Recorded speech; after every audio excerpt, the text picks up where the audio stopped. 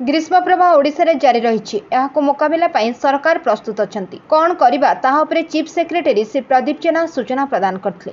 गत किछि दिन धरी राज्य रे ग्रीष्म प्रभाव जारी रही एवं जहाँ फल किछि जिल्ला रे अति अधिक असह्य गरम एवं गुलुगुली होछि।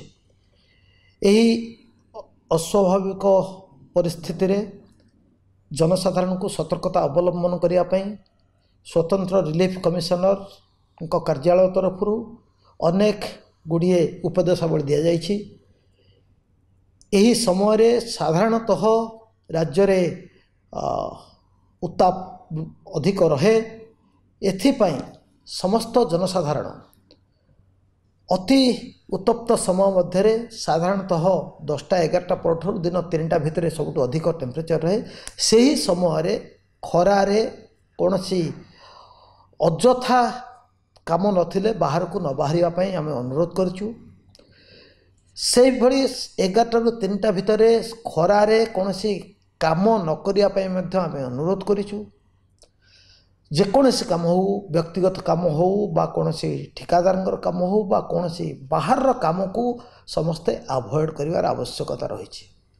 जदि कौन सी बाहर को बाहर को आम अवॉइड करिपारिबा नहीं ताहले छता जोता ये दुईटी आम पाखे रहा दरकार। जोता पिंधा दरकार, चप्पल हो जोता हो एवं छता व्यवहार करा दरकार। ता सहित सांगरे पानी बोतलटे धरिकी बुलिबा आवश्यक अछि।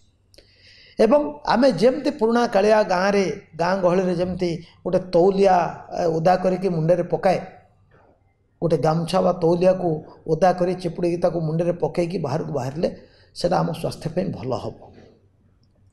राज्य सरकार तरफ आम समस्त प्रकार चेष्टा करुचु अवेयरनेस जन सचेतन कार्यक्रम करा जाउछि।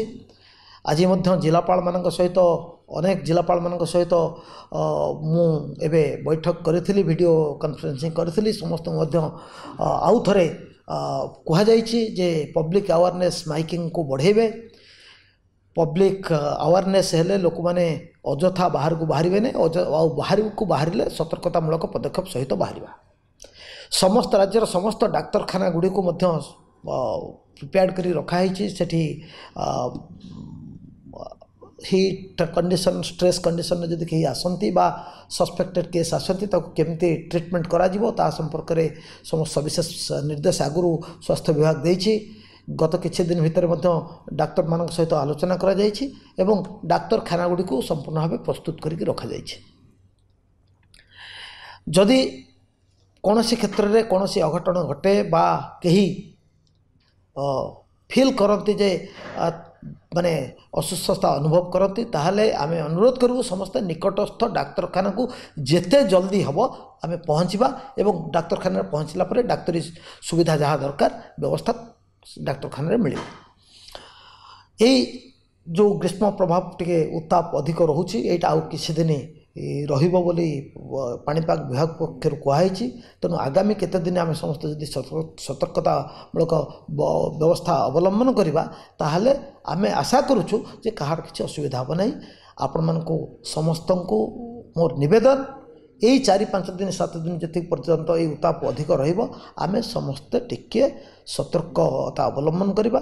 अजथारे खरारे बेसी समय बुलाबुली करवा नहीं। आउ युवक माने जो माने अछंती जो माने मोटरसाइकेल रे बुलुचंती गाड़ी रे बुलुचंती समस्त मध्य टिके सांगरे पानी सांगरे माने ओदा तौलिया हेलमेट इत्यादि रखिबे पिंधिबे। आउ श्रमिक माने उनको कहीं जमती खरारे काम न करैबा पे बाध्य करिवे नहीं कहीं। आउ श्रमिक माने मध्य निजे ये जो डायरेक्ट खरा पूरा खरारे 11टा ରୁ 3टा भितर जो जेतबेले सबुठु अधिक टेम्परेचर थाए से समय खरारे काम करेंगे ना। एवं प्रत्येक वर्क साइट रे जोठी कैंप भी अच्छी से कैंप रे मध्य ठंडा पानी ओआरएस रो व्यवस्था करेंगे। जो ठिकादार माने अच्छे से माने तार मध्य व्यवस्था करेंगे। एवं सबू जो माने शिल्पांचल रे ट्रक रे जीवा आसवा करुचंती खनि खादान रे जो माने काम करुचंती से माने मध्य यही 11टा ରୁ 3टा समय भितर आमे अनुरोध करिवु टिके आम एक्टिविटी को कम करवा बंद करवा। माने ଅଯଥା ଖରାରେ ଯେମିତି କେହି କାମ ନ କରିବେ।